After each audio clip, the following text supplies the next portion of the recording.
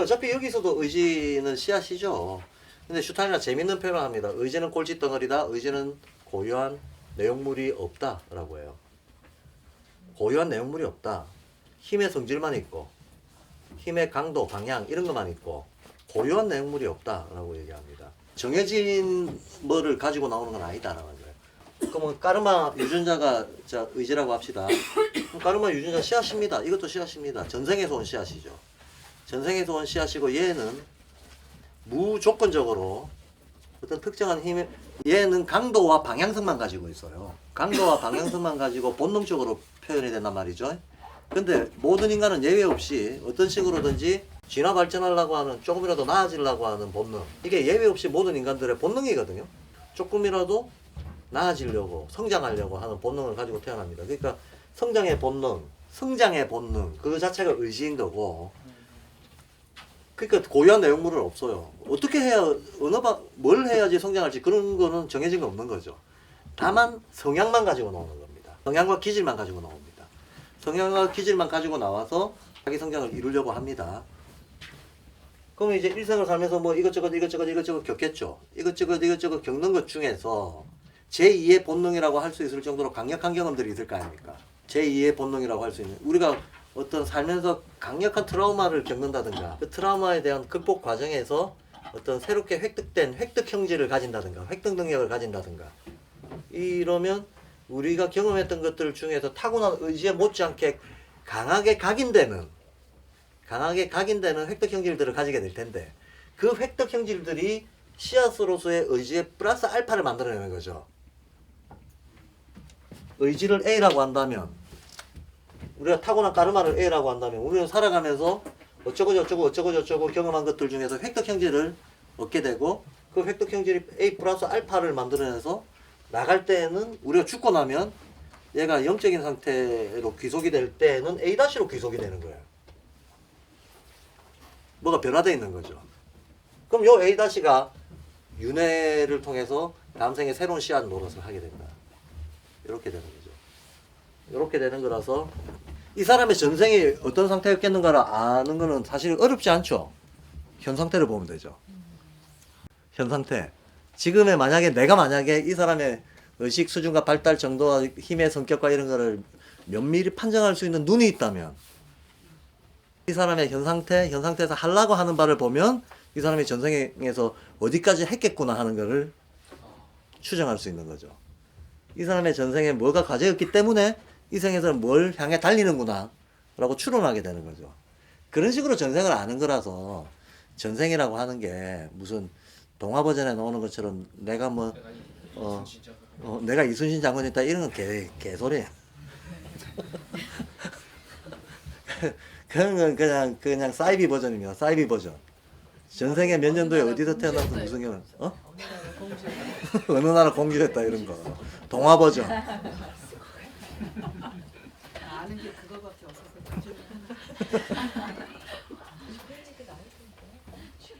여자애들은 다 공주고 남자애들은 다 장군이지 뭐.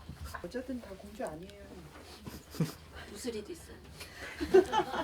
전 심사입니다. 그래서 이제 사람들이 잘 이해 못하는 피해 정신과 신경의 물질이라는 개념을 이제는 이해할 수 있습니다. 이때 이 정신 물질이라고 하는 것도 말 그대로 정신 물질이라고 생각하면 안 되는 거죠. 음량으로 이해해야 되는 거예요. 음량 경향성이라고 이해해야 됩니다. 그럼 피는 당연히 동적이잖아요. 피 끓는다라고 하는 것 자체가 동적인 거잖아요. 그 양적인 어떤 기운을 활성화시키는 작용을 하는 게 열기고 열기를 전달하는 게 피니까 그런 맥락에서 양적인 기운을 활성화시킨다. 그게 피의 정신화입니다. 거꾸로 신경이라고 하는 것은 감각이 포착한 어떤 정보들을 패턴화시키고 정형화시켜가지고 기억할 수 있고 의식할 수 있게끔 끌어오는 역할을 하는 게 신경은 신경 자체로만 작동하는 게 아니고 감각과 함께 작동하거든요. 항상 감각이 있는 곳에 신경이 있습니다. 그래서 감각을 통해 포착된 정보들을 일종의 우리의 의식에 떠올릴 수 있는 형태로 반감이죠. 보작하는 걸 하는 게 신경이란 말이죠. 패턴화시키고 정화시키는 역할을 하는 게 신경입니다. 이걸 두고 이게 하는 그 작용이 음적이라고 해서 신경의 물질화라고 얘기하는 겁니다. 이해되시죠? 이 정신물질을 진짜 글자 그 문자 그대로의 정신물질로 이해하면 안 되는 거예요. 그래서 이제 요 책에 59페이지에 보면 종합판이 나오잖아요. 신경 해서 밑으로 내리꽂히는 화살표를 해놨죠. 내리꽂히는 화살표를 하는 거는 사고 쪽에서 내려오는 거다라는 의미죠. 그리고 P 해가지고 위로 올라가는 화살표, 의지 쪽에서 올라오는 거다. 요런 방향성을 보여주는 거고요. 그래서 인식, 감각, 기억, 개념 이게 다 신경하고 연결된 거다. 의지, 공감, 환상, 상상 이건 다 P하고 연결된 거다. 이건 제가 지금 동감, 방감을 이미 설명했기 때문에 뭐 더 이상 추가 설명 안 해도 될 거라고 봅니다. 갑자기 생각이 나서 그냥 좀 다른 부연 설명을 좀 하려고 하는데요. 어제 사적인 자리에서 사석에서 어떤 문제가 하나 제기가 된 게 있어요. 감각 지각 과정에서 인간이 무슨 이유로 개념 논리 쪽으로 달리게 되는가? 왜 인간이 개념 논리를 만들어내게 되는가에 대한 얘기가 나왔었어요. 왜 그럴까 하는 거. 근데 물론 이제 자연의 흐름처럼 일단은 왜가 없어요. 맹목적인 자연 법칙입니다. 그렇게 되는 거는 맹목적인 자연 법칙인데 인간의 심리적 흐름하고 관련해서 이해를 해볼 수는 있어요. 그럼 개념 논리의 출발점은 언어잖아요. 근데 언어인데 동감 수준에서의 언어가 있고 반감 수준에서의 언어가 있습니다. 그럼 동감 수준의 언어는 그냥 애들 옹알이부터 시작해가지고 정서적인 표현들, 말이죠.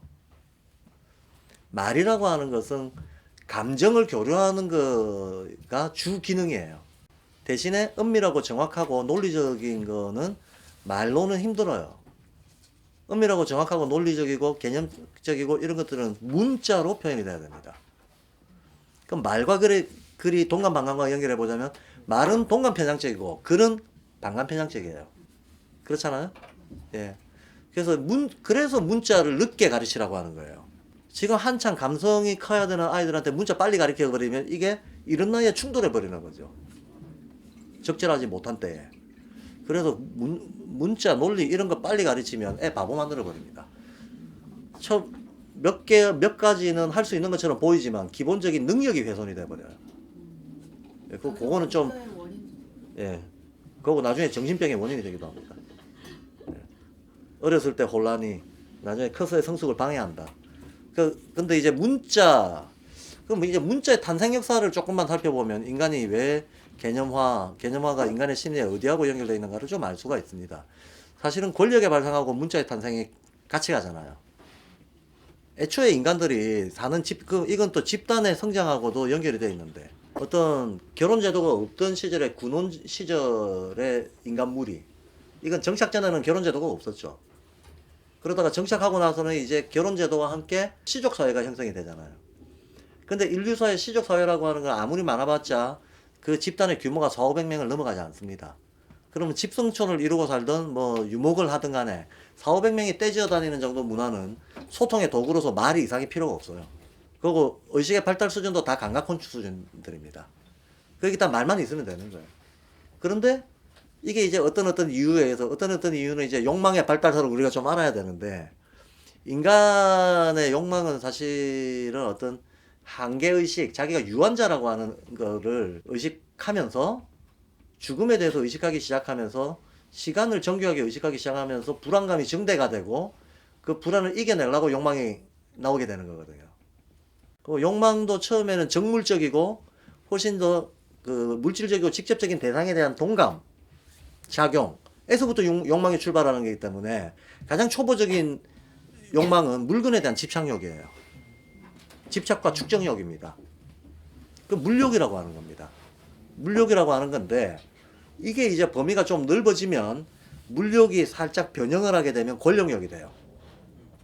본질적으로 권력은 뭐에 대해서 이게 그러니까 내가 어떤 강력한 동감을 가지고 있어요. 이 동감에 뭘 이것저것 다 끌어들이고 싶어요. 끌어들이고 싶은데 의식 수준이 낮았을 때에는 물질을 향해서 이게 많이 작용을 하는데, 의식 수준이 좀 올라가면 보이지 않는 사람의 마음에 대해서, 사람의 마음을 내 동감 범위 안에 집어넣고 싶어. 한마디로 나하고 같은 패거리를 만들고 싶은 거예요. 나 혼자 동감하는 게 아니고 나와 동감하는 사람이 많았으면 좋겠다라고 하는 게 일단 올라온다는 거지. 근데 나와 동감하는 사람이 많으려면 둘 중 하나가 잘 돼야 되는 거죠. 둘 중 하나라고 하는 건 정서적으로 잘 통하든지 아니면 내가 설득할 수 있든지. 그렇잖아요? 그런데 정서적으로 잘 통하는 거는 상대적으로 좀 더 직접적인 관계에서 되는, 친소 관계에서 되는 거니까 이거는. 가족이면 정서적으로 잘 통하고 시족이면 정서적으로 잘 통하겠지. 근데 가족도 시집도 아니고 처음 만나는 사람도 통하려면 그것만 가지고는 안 되는 거예요. 정서적인 것만 가지고는 안 되는 거예요.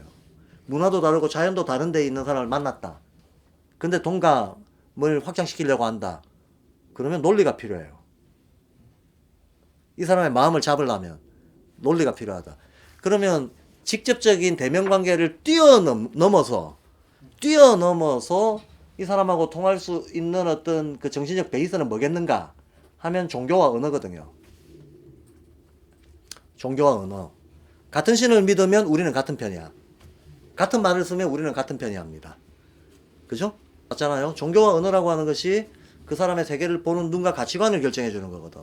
그렇기 때문에 같은 종교, 같은 조상이거나, 그죠? 옛날에는 신의 개념이 조상신 개념이 있었으니까 조상을 공유하거나 믿음을 공유하거나 같은 말을 쓰거나 이러면 태어난 데 다르고 직접 대면한 게 없어도 동감의 확장 범위 안에 쉽게 끌어들일 수가 있게 되는 겁니다. 쉽게 끌어들일 수가 있게 되는데 시족 사회에서는 말밖에 없었는데 부족 이상 단위의 사회로 가게 되면 수천 명 혹은 수만 명이 공동체를 이루어서 살게 되면 이때부터 수천 명 수만 명이 공동체를 이루는 정도로 인간들이 발달할 때 이 집단이 커지는 과정 자체가 사실은 전쟁을 통해서 범위를 넓혀가는 거잖아요. 그럼 애초에 전쟁이 왜 발생했나? 뭐 그건 다른 얘기로 하기로 하고 어쨌든 전쟁을 통해서 단위가 커집니다. 전쟁을 통해서 단위가 커지면 전쟁하는 과정에서 벌써 권력이 발생해 버립니다. 사람을 내 사람으로 만드는 방법은 둘 중에 하나죠. 둘 중에 하나가 아니고 두 개가 어우러져야 되는데 하나는 힘으로 짓누르는 거, 하나는 논리로 설득하는 거. 두 개가 다 돼야 돼요. 두 개가 다 돼야 됩니다. 그래서 어떤 제국이 이루어질 때는 반드시 제국의 언어와 종교가 있는 거예요. 언어와 종교가 없으면 힘으로만은 제국을 구성할 수가 없다는 거야. 힘만 가지고 안 된다는 거예요. 마음을 사로잡아야 제국이 돌아가는 거죠. 마음을 사로잡을 수 있는 거는 종교와 언어인데 종교와 언어가 고등할수록 사로잡을 수 있는 범위가 커지는 거죠. 그렇죠? 고등하려면 이를테면 말과 글의 차이를 한번 생각해 보세요. 어디까지 전달될 수 있는가? 말은 어디까지 정확하게 전달될 수 있는가? 딱 10명 줄 세워가지고 여기서 무슨 말 하면 귀속말로 하면 저 끝에 가서 왜곡돼 버려요. 말의 전달력은 이렇게밖에 안 돼요. 말의 전달력은 철저하게 대면적이고 정서적인 데서 그치게 됩니다. 그런데 글의 전달은 시공간을 초월해 버리잖아요. 공간적으로 편지를 써가지고 말리 밖에 보내도 똑같은 의사가 전달됩니다. 시간적으로 기록물이 보존돼가지고 내려가면 수천 년 뒤에도 똑같은 내용물이 전달이 됩니다.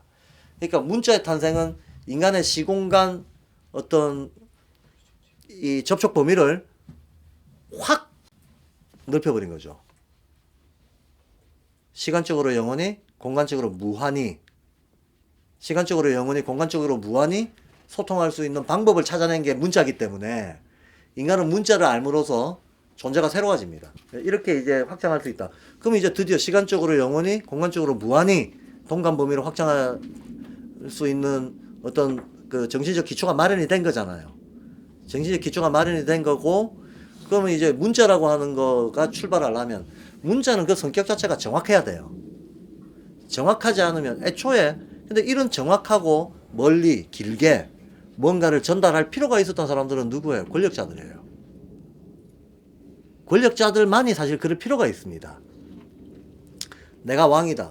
혹은 내가 전쟁의 사령관이다. 그럼 명령을 전달해야 되는데 말로 하면 안 돼요. 부정확하니까. 근데 다스리는 범위가 크면 클수록 멀리 길게 의사 전달이 돼야 될 거 아닙니까? 내 의사가 멀리 길게 전달돼야 되는 필요를 요청했던 사람들은 권력 지향 내지는 권력자들이었던 거죠. 이해되시죠? 그럼 권력욕이라고 하는 것은 심리적으로는 사람 마음을 사로잡으려고 하는 거예요. 힘에 의해서건 설득에 의해서건. 힘에 의해서건 설득에 의해서건 사람 마음을 사로잡으려고 하는 게 권력욕입니다. 명예욕하고는 또 다른 겁니다. 명예욕은 주로 굳이 인정받지 않더라도 자기 스스로 가치 부여할 수 있는 게 명예심이지만 그렇잖아요. 어떤 사람이 내가 뭐 어디 가가지고 헤이그 특사로 가가지고 나는 죽고 아무 덕을 못 봐도 일을 할래. 이런 거는 이름을 남기고 싶은 마음 이런 건 명예욕이에요. 이런 건 명예욕이고 남들이 몰라줘도 내가 가치 부여하는 거에 헌신할래. 이런 건 명예욕이에요. 이런 건 명예욕이지만 권력욕은 명예욕하고는 다르죠. 권력욕은 사실은 동감 범위로 확장하려고 하는 거기 때문에 반드시 인정욕구하고 같이 갑니다. 그리고 이 인정을 이끌어내는 힘이 개념 논리의 발달 속에 있다는 거예요. 맞잖아요. 개념 논리가 발달하면 설득력, 감화력, 특히 논리가 발달하면 상대가 싫더라도 꼼짝 못하게 인정하게 할 수밖에 없는 이런 힘이 커지는 거예요. 보이지 않는 힘이 커지는 거지. 물리적으로 직접 억누르는 거는 한계가 있죠. 한계가 있습니다. 물리적으로 직접 억누르는 거는 천하장사가 와도 한계가 있습니다. 뭐 중국 애들은 뻥을 잘 치니까 조자룡의 100만 대군 사이를 뭐 낙엽 쓸듯이 돌아다녔다. 뻥인 거 알잖아요, 우리가. 가능하지 않잖아요. 아니 최영만이 아무리 뭐 2m 17 거인이고 어쩌고 저쩌고 해도 여기 있는 평범한 사람 서너 사람 덤보면 걔 하나 밟는 거는 문제도 아니야. 그렇죠? 직접적인 힘이라고 하는 것은 한 개인에 있어서건 그것이 뭐 한 개인이 아니라 군대가 됐고 뭐가 됐고 하더라도 직접적인 물리적 힘이 장악할 수 있는 범위는 한정이 되어 있을 수밖에 없어. 그 이상의 범위들은 인정을 필요로 해요. 인정. 아, 그게 타당하네. 그렇게 되는 게 마땅하네. 그렇게 되는 게 마땅하려면 사람들은 문명이 발달하면 논리적으로 설득이 돼야 돼요. 논리적으로 설득하는 수단이 종교, 언어 이런 거였고 언어 내에서 언어의 발달은 어떤 구술에서 문자로 구술 문화에서 문자 문화로 발달해가는 이 발달 단계를 가지는 거기 때문에 한마디로 인간의 심리적으로는 권력력의 발달, 인정욕구로서의 권력력의 발달, 그리고 문명적으로는 부족사회의 발달 정도 수준에 가가지고 문자가 나오게 개념이 중요하게 돼버리는 거예요. 좀 그럴듯한가요? 네. 그럴듯 할 겁니다. 그런데 감각지각이 글로 가는 과정은 감각지각이 그 동감 때문에. 동감이 하나의 추동력이잖아요. 감각지각에 내용물이 있을 거 아닙니까? 근데 동감을 하려고 하는 거는 하나의 힘의 방향이고 이게 움직임의 동력이거든. 내가 감각지각한 것을 남하고 공유하려고 하는 거잖아요. 동감을 확장한다는 거예요. 근데 공유를 하는데 남이 싫더라도 공유를 억지로 시키고 싶은 마음이 권력력이거든요. 근데 그렇게 하는데 필요한 게 아까 말했던 개념 논리의 발달 이런 게 필요하다는 거예요. 개념 논리는 요청되는 겁니다. 힘을 확장시키는데 요청이 되는 거죠. 보이지 않는 정신적 힘인 거죠. 개념 논리가 발달하면 우리가 사물에 대한 조작 능력이 높아지잖아요. 이거 자체가 힘이에요.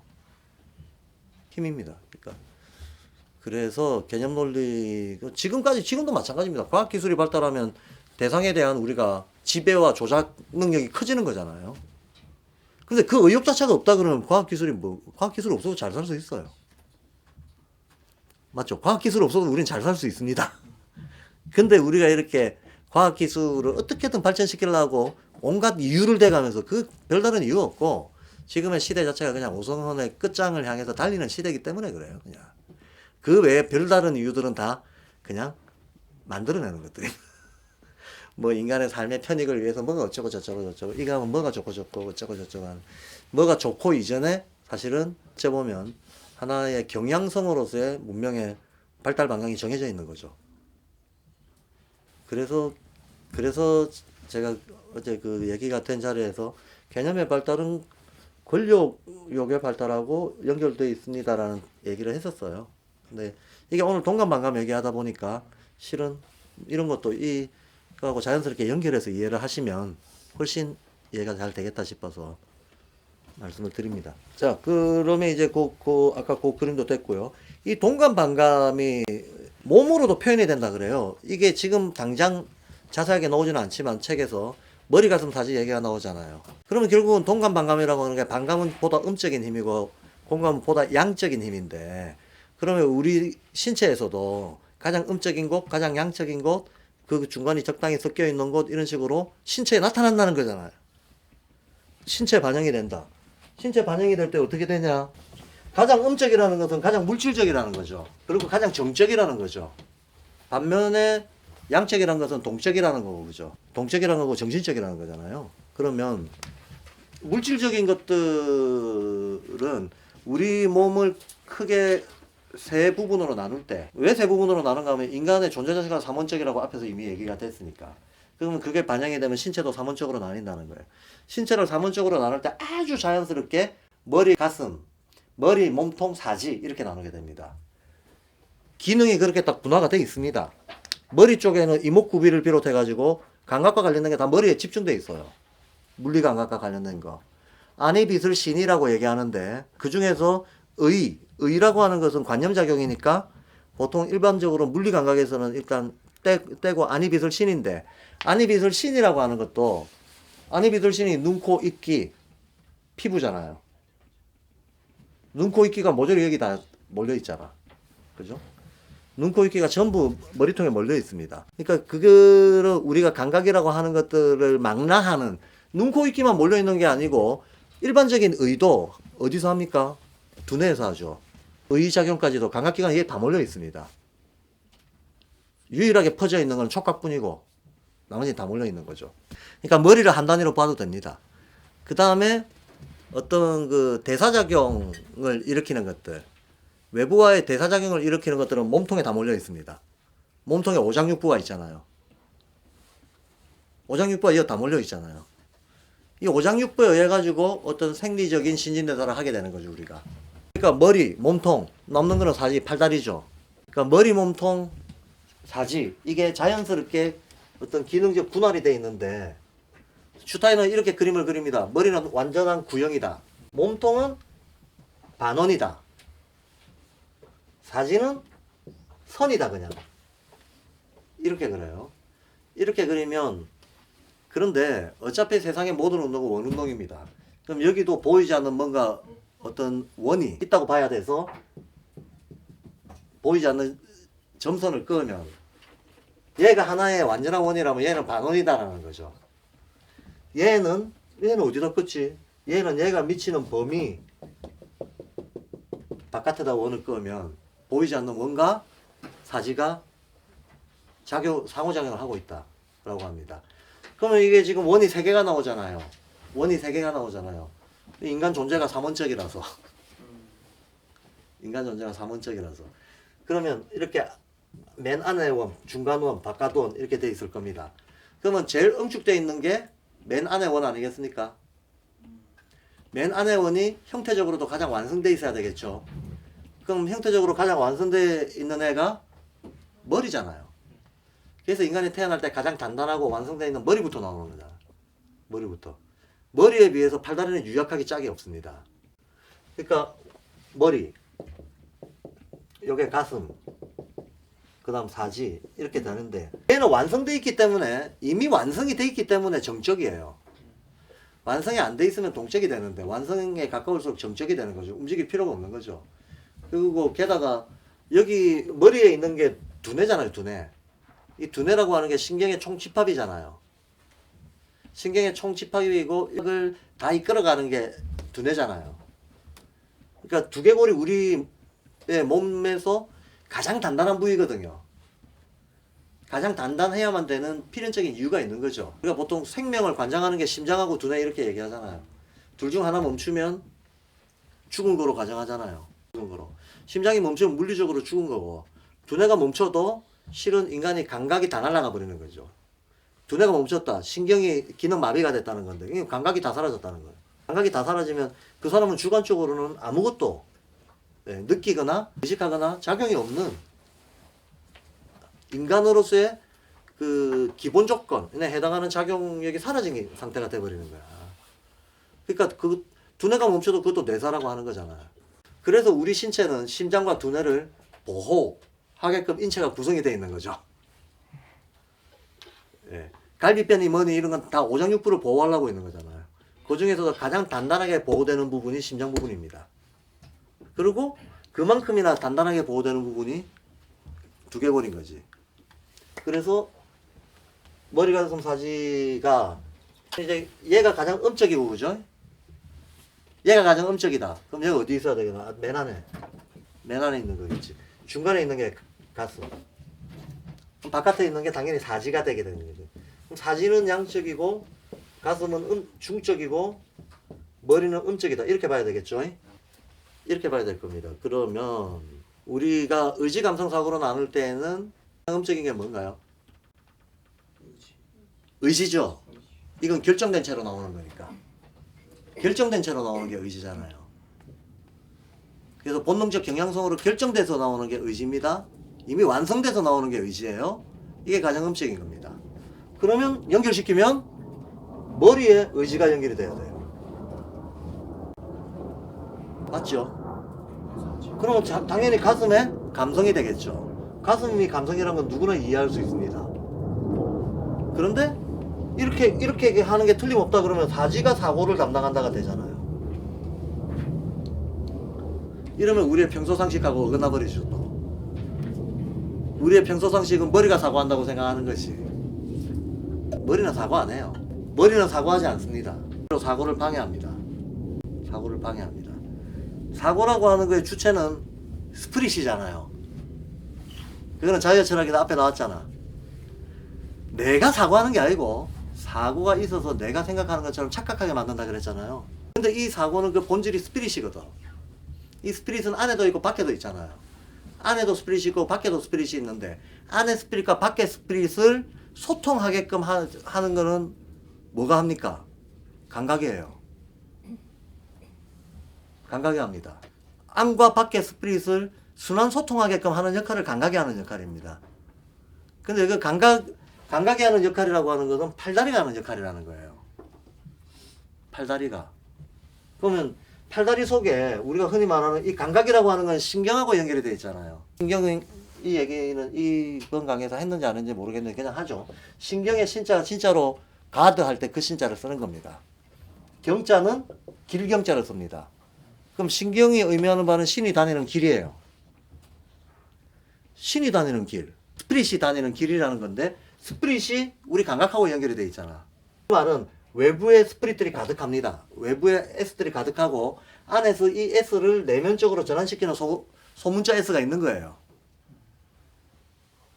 그러면 외부의 스피릿과 내부의 스피릿을 소통하게 만들어주는 거는 우리의 활동이라는 거예요. 그 운동 과정, 활동 과정을 통해서 다양한 방식으로 외부와 내부의 스피릿이 소통하게 되는 겁니다. 그럼 보세요. 요 어떤 신경이, 뼈를 타고 신경이 구성이 되어 있으니까 팔다리를 움직여가지고 운동을 하게 되면 시각이니 후각이나 하는 것도 팔다리가 움직여서 이동을 하고 어떤 행위를 해야지 시후각이 정보를 포착을 하는 거지. 팔다리 안 움직이면 가만히 있으면 뭐 시후각이 다른 외부를 만날 일이 없는 거죠. 팔다리를 움직여서 사지 운동을 해서 그러니까 사지 운동은 사실은 감각이라고 봐야 돼요. 사지 운동 그 자체가 감각 운동이다. 그럼 감각 운동을 할 때 외부 정보가 들어올 거 아닙니까? 이 정보에 스프릿이 있는 거죠. 그러면 이 스프릿이 신경망을 타요. 신경망을 타고 피의 열기 때문에 위로 올라가려고 합니다. 열기가 있으면 기운이 상승하잖아요. 그러니까 스프릿에 묻어있는 어떤 내용물들이 인체로 들어와서 피의 열작용 때문에 위쪽으로 올라간다는 거야. 올라갈 때 뼈를 타고 신경을 타고 올라가니까 척추를 타고 올라가게 되죠. 척추를 타고 올라가가지고 어디까지 올라가나? 두개골까지 올라갑니다. 더 올라가려고 합니다. 근데 머리 뚜껑이 닫혀 있어요. 머리 뚜껑이 닫혀 있으니까 더 올라가지는 못하고 안으로 이 정보들이 안으로 누적이 되죠. 네, 그게 뇌죠. 누적이 되면 뇌가 그걸 받아서 저장을 시키는 거죠. 기억이죠. 저장을 시킬 때 뇌의 어느 부위에 저장되는가에 따라서 뇌의 어느 부위, 뇌가 3분화되어 있거든요. 뭐든지 우리는 3분의 1씩입니다. 뇌가 3분화되어 있는데 파충류 뇌간, 변형계, 전두엽 이렇게 돼 있어요. 그래서 파충류 뇌간이 우리가 무의식이라고 부르는 걸 저장하는 데고 중간에는 감정적인 걸 감각콘을 저장하는 겁니다. 맨 앞에는 오성원을 저장하는 겁니다. 이렇게 3분화되어 있습니다. 그러면 이제 정보의 성질에 따라서 처리 방식에 따라 가지고 뇌에 이제 여기 이렇게 이제 저장이 되게 되는 거죠. 저장이 되게 되는 이 과정은 반감의 작용이죠. 신경의 작용, 반감의 작용입니다. 신경의 작용, 반감의 작용입니다만 여기서 사고라고 하는 거는 자, 사고는 스프릿 자체도 스프릿의 작용, 영의 작용을 사고라고 생각하시면 돼요. 그러면 바깥에도 사고가 있죠. 사고의 힘이. 그게 내 안에 있는 사고의 힘을 만나서 그죠? 내 안에 있는 사고의 힘을 만나서 결과적으로는 반감으로 저장이 되지만 사고 자체가 반감은 아닌 거죠. 사고 자체가 반감은 아니에요. 사고는 동감이다 반감이다라는 말이 적용 안 돼요. 그러나 그 사고가 들어와서 우리 인체 내부에서 뇌에 저장되는 과정을 통해 가지고 반감작용이 전체적으로 의식적으로 일어나게 된다는 겁니다. 그러니까 사고 자체가 반감이다 이렇게 생각하면 안 되고 사고의 작용으로 저장된 뇌작용이 반감입니다. 근데 사고 그 자체는 굉장히 생명력 덩어리거든요. 굳이 비유하자면 사고는 생명력 덩어리예요. 그러니까 슈타인은 뭐라고 얘기하는가? 뼈가 사고한다 이래버려요. 보편인지학 읽다 보면 뼈가 사고한다는 문장이 나옵니다. 이거 처음 보는 사람들은 돌아버리는 거지. 돌아버려요. 자, 그러면 의지 감성 사고를 나누자면 머리가 의지의 영역이고 사지가 사고 영역이다. 이해되세요? 지금까지 제가 설명한 거를 설명한 게 납득이 되면 이게 당연한 게 돼버립니다. 당연한 게 돼버립니다. 그러니까 다시 한번 얘기하지만 사고라고 하는 거는 우리가 의도적으로 개념 논리 계산 추론 판단하는 그거 아니라니까. 그건 감성이라니까. 인자학에서는 그건 감성이라고 얘기하는 겁니다. 그건 감성의 작용이다. 사고의 작용이 아닙니다. 그거는. 오히려 사고의 작용은 외부의 영과 내부의 영을 순환시키는 과정이 사고 활동입니다. 그래서 애들이 많이 뛰어놀아야 내 외부의 순환이 활달해야 사고, 즉 영적인 잠재력들이 축적이 되는 거예요. 영적 잠재력들이. 이게 영적 잠재력이 결과적으로 뇌를 통해서 다시 한번 어떤 생각의 힘으로 우리가 일반적으로 알고 있는 감성적 능력으로 전환되는 것은 아이의 전체적인 발달 과정에 따라 가지고 그때그때 다르게 나타나죠. 그때그때 다르게 나타나겠지만 원동력이 되는 풀 자체는 사지를 많이 움직여줘야만 축적이 되는 거예요. 이렇게 생각하면 우리는 야, 사람이 좀 수준 있게 심화 발전을 하려고 그러면 어렸을 때 운동을 졸라 많이 해야겠구나. 사지를 진짜 많이 움직여줘야 되겠구나. 노는 것도 중요하고 그죠? 신체 발달을 시키는 것 자체가 아주 중요한 거예요. 그래서 알든 모르든 경험적으로 이런 것들이 확실하기 때문에 사실 정상적인 선진국 교육에서 굉장히 중요하게 생각하는 것 중에 하나가 운동 능력이에요. 운동 능력입니다. 진짜로 스탠퍼드, 하버드 이런 데 들어가는 애들 저 서류 심사할 때 굉장히 높은 점수를 주는 게 운동부 활동 점수에 아주 높은 점수를 줍니다. 엘리트 교육에서도 신체 능력을 굉장히 중요시합니다. 근데 우리는 사지가 발달 장애에 따라 다르게 규정될 수 있다고 생각해요. 네. 그러니까 무엇이 사지냐, 어디 맞아요. 그렇죠. 7세, 14세, 22세 다 다를 수 있고 성인도 다를 수 있잖아요. 맞아요. 예.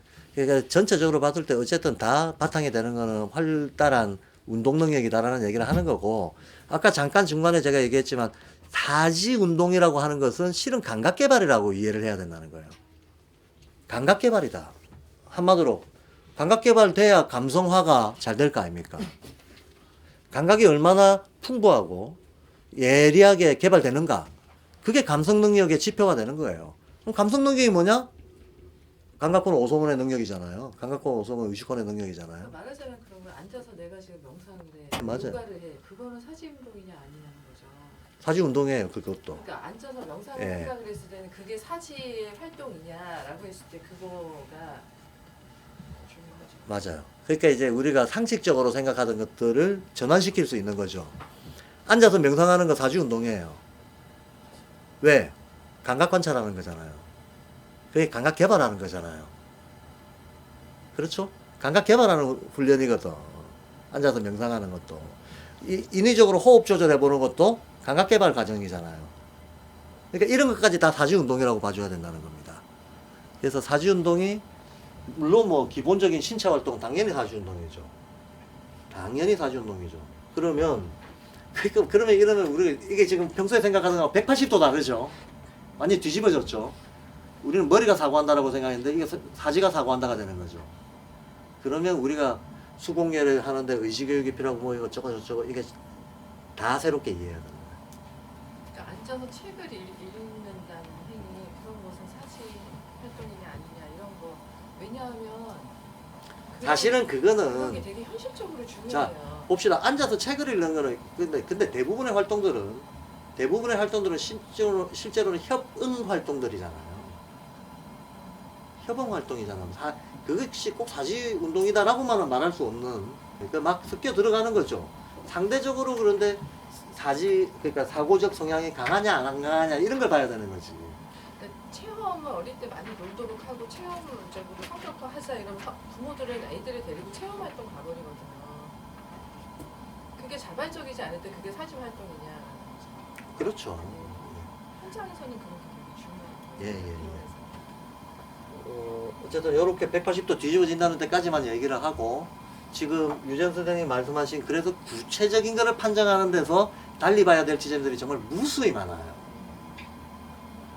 무수하게 많습니다. 그리고 어쨌든 제가 지금 설명해 준 거가 납득이 되시면 그 많은 사람들이 진짜 이게 무슨 말인지 모르겠다라고 했던 뼈가 생각한다. 물론 이때 생각은 일반적 생각이 아니라는 건 이제 번역에 문제가 있기 때문에 그렇게 번역이 된 거지. 사고 활동이라는 거. 뼈가 사고한다죠. 뼈가 사고 활동을 한다. 사고 활동 그 자체가 영이 드나드는 활동이다. 영이 드나드는 활동이다. 라고 이해해버려야 됩니다. 그리고 여기서 뼈라고 하는 것은 더 세부적으로는 신경이라고 이해해야 되고 신경 자극이라고 하는 것은 감각이라고 이해해버려야 된다는 거예요. 그래서 모든 감각 개발 활동은 다 사지운동이다. 이렇게 봐야 된다는 거예요. 감각 개발 활동은 다 사지운동이다. 요렇게 확장시켜 놓고 다시 구체적인 판정들을 하는데 활용을 해야 되겠습니다. 그래서 제가 첫날 삼원성 얘기할 때 지금 제 자료에도 쓰고 있는데 많은 사람들이 머리가 위에 있으니까 머리, 가슴, 사지 이래 놓고 의지, 감성, 사고를 여기다 그대로 의지, 감성, 사고 이런다고 뒤집어져야 되는 거죠. 요게 뒤집어져야 됩니다. 뒤집어져야 되고 근데 또 그거는 체형 관계에서 그렇게 될 수 있는 거 아니에요? 선생님? 의지 감성 사고는 그 자체로 맞아요. 틀리는 거는 아닌데 그게 체형 관계였을 때 머리가 의지로 가고 그렇죠. 네. 요렇게 돼야 된다는 거죠. 네. 그러니까 체형에 상호작용이. 따라서 다르게 예. 된다는 거죠. 상호작용이 이렇게 된다는 겁니다. 사지하고 사고가 연결해서 작용하고 머리하고 의지가 연결해서 작용해요. 그러니까 우리가 까르마를 타고났다면 까르마의 내용물이 어디에 있겠습니까? 뇌 속에 박혀 들어오지. 그죠? 기억이잖아요. 까르마의 내용물이. 기억이 어디에 저장되겠습니까? 뇌 속에 저장이 되지. 그러니까 의지는 여기 머리에 저장이 돼 있어요. 오히려 의지는. 그리고 사지 열심히 움직이면 사고가 활성화된다. 당연한 거죠. 슈타이너는 일관되게 이 맥락으로 얘기하는데 일관되게 이 맥락으로 얘기를 하고 있는데 우리는 우리의 평소 선입관으로 이걸 뒤집어서 생각했던 겁니다. 뒤집어서 생각했던 거고 그래서 이 보편인지학에서 나오는 예 중에 하나가 괴테가 파우스트를 쓸 때 파우스트라고 하는 작품은 그 작품 자체가 굉장히 영적인 작품이라는 거예요. 그 인류가 만들어낸 수많은 문학 작품 중에서 영성이 가장 많이 반영되어 있는 작품이 파우스트다라고 슈타이너는 봅니다. 예, 그 영적이라고 하는 게 사고가 많이 있다는 거잖아요. 사고의 요소가. 그럼 사고의 요소가 많이 있으려면 머리를 많이 써야 되냐, 사지를 써야 되냐. 머리를 많이 쓴다는 것은 개념 논리적인 생각을 얘기하는 겁니다. 개념 논리 계산 추론하는 것을 얘기하는 겁니다. 그런데 오히려 감각적이거나 이런 것들을 활용하는 게 사고하고 연결이 되어 있으니까. 그래서 여기 얘가 나오는 게 괴테가 가만 앉아서 쓴 게 아니고 맨날 걷거나 뛰거나 하면서 말로 했다는 거예요. 그러면 옆에서 시종이 그걸 쫓아서 떠나다니면서 메모하고 적고 이래갔던 거 모아가지고 작품을 썼다는 거야. 그 예가 나오는데 그 예가 의미하는 바가 금방 제가 설명했던 이 관계 때문입니다. 이해가 되시죠? 그러니까 길게 봐서 장기 지속적으로 애가 성장하게끔 만들어 주려면 사지 발달에 즉 감각 발달에 지금 우리가 평소에 이게 다라고 생각해야 돼요. 감각 발달을 시켜주는 게 사실은 교육에서 할 수 있는 최선이고 최고의 교육이고 거의 다다 라고 생각을 해야 돼요. 그 개별적인 지식 발달시키는 건 거의 의미 없다라는 거죠. 네. 감각이 발달하면 능력 자체가 생기는 거예요. 지식이 발달하면 그냥 저장 데이터의 양이 줄었다 늘었다 줄었다 늘었다는 거예요. 근데 능력 자체가 발달하면요, 그 데이터를 필요할 때 취할 수 있는 힘이 수십 배 차이가 나버려요. 근데 우리가 불필요한 데이터까지 다 아무거나 막 다 끌어안고 살 필요는 없잖아. 자기 인생의 과제에 따라서 필요한 데이터들을 취사선택하면서 다루어야 될 거 아닙니까? 다루고 싶을 때 감각이 잘 발달되어 있는 애들은 능력치 자체가 높기 때문에 얼마든지 효율적으로 자기한테 필요한 데이터들을 운용할 수가 있습니다. 그런데 감각은 미발달되어 있는데 지금 데이터 저장량이 좀 많다. 별 쓸데없어요, 그거. 데이터, 그 수능 만점 받아봤자 인생 사는데 별로 안 되잖아. 수능 만점 받는 능력 자체도 감각 개발에도 별 반영이 안 돼 있고. 그러니까 수능 만점 별 의미 없습니다. 그래도 내 애 수능은 잘 봤으면 좋겠죠. 나오면 바로 현실에 부딪혀. 그렇죠. 원래 원론적으로 아무리 얘기를 해도 안 나오면 바로 현실에 부닥친다. 여기서 말씀하시는 감각, 그 시기 감각에서 그 하이 감각을 예. 발달하면 예, 상위는 연결되어 있으니까 자동으로 같이 가죠. 그렇죠. 감각도 여러 종류가 있지만 그 단계마다 발달을 더 이렇게 중점을 둬서 해야 되는 그런 것들이 있다는. 맞죠. 그것도 맞죠. 예. 근데 이게 지금 사지 활동이 사고쪽으로 이렇게 머리와 함께 이렇게 연결이 되는 그 지점이 감각하고 연결이 되면 그 원칙, 그 기본적인 그틀 안에서 수하게 반응력이 나와요. 예, 맞아요. 너무너무 풍부하게 나와서 예. 폭발하듯이 그렇게 발현이 되는 것 같아요. 예, 맞아요. 자, 그래서 두 번째 이 3강은 상감동감의 신체적 표현인데 거의 다 했습니다. 이거 그러면 이제 개념의 오류와 혼란이 없는 이상은 책을 그냥 읽으시면 자연히 넘어가 버립니다. 다 이해되고 넘어갑니다. 그리고 이제 꼭 하나, 이제 감각과도 관련이 있는 거라서 하나 말씀드리고 싶은 게, 그러면 골격신경체계에 작용하는 죽음의 힘, 이게 진짜 죽는 걸 말하는 게 아니라는 거 아시겠죠? 이 죽음의 힘은 그냥 음적 경향성 강화시킨다, 그 말이에요. 그러면 혈액 근육, 피 근육에 작용하는 삶의 힘, 마찬가지죠. 동적인, 양적인 이걸 강화시킨다, 그런 말이고요. 그 다음에 우주적 운동의 반사인 기하학, 이런 얘기도 합니다. 이게 무슨 말인가 하면 인간만이 삼각형을 인식할 수 있다는 주장이거든요. 슈타이너는 인간만이 삼각형을 인식할 수 있다. 왜? 우리가 어떤 꼬라지를 인식하는 거, 꼬라지를 인식하는 거는 기본은 이거잖아요. 우리는 우리 감각의 구조대로 표상하게 돼 있잖아요. 일반적인 사고가 아니라 일반적인 감성으로서의 두뇌 작용은, 그렇죠? 감성으로서의 두뇌 작용, 즉 감각하고 연결되어 있는 지각 작용, 감각 지각, 이 정도 감각 지각 범위 안에 있어요. 감각 지각 범위 안에 있습니다. 우리의 일반적인 인식은 전부 감성입니다. 일반적인 인식은 다 감성입니다. 예.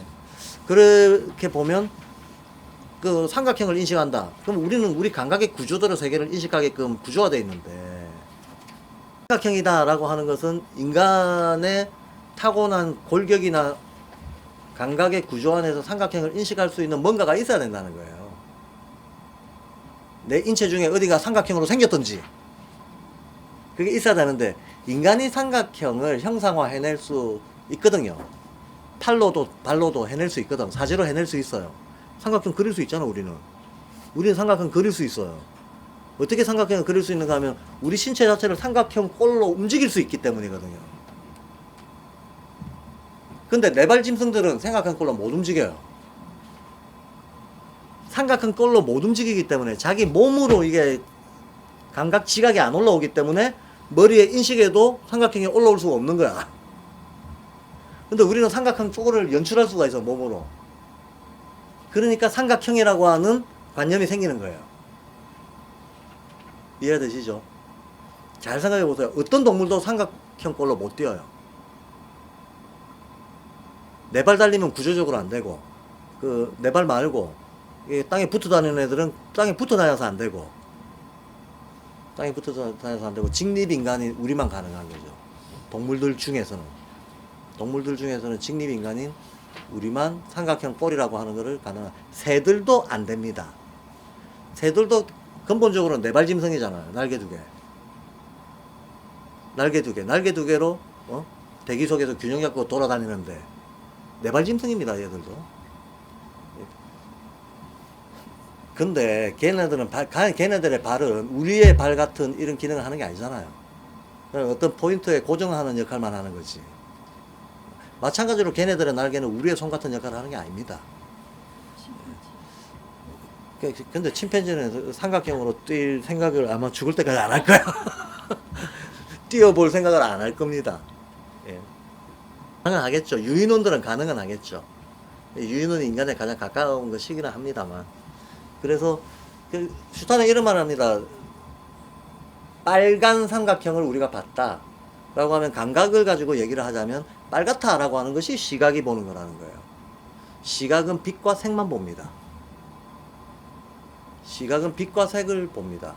그러면 꼴은, 형태는 그거는 운동감각에서 영향받아서 관념화된다는 거예요.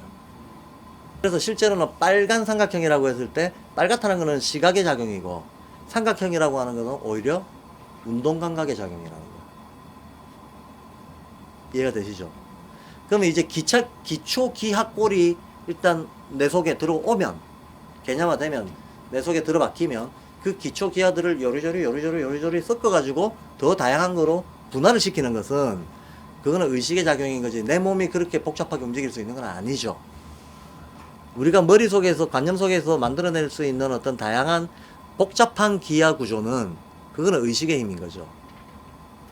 그거는 그러니까 출발은 운동감각에서 하는 겁니다. 출발은.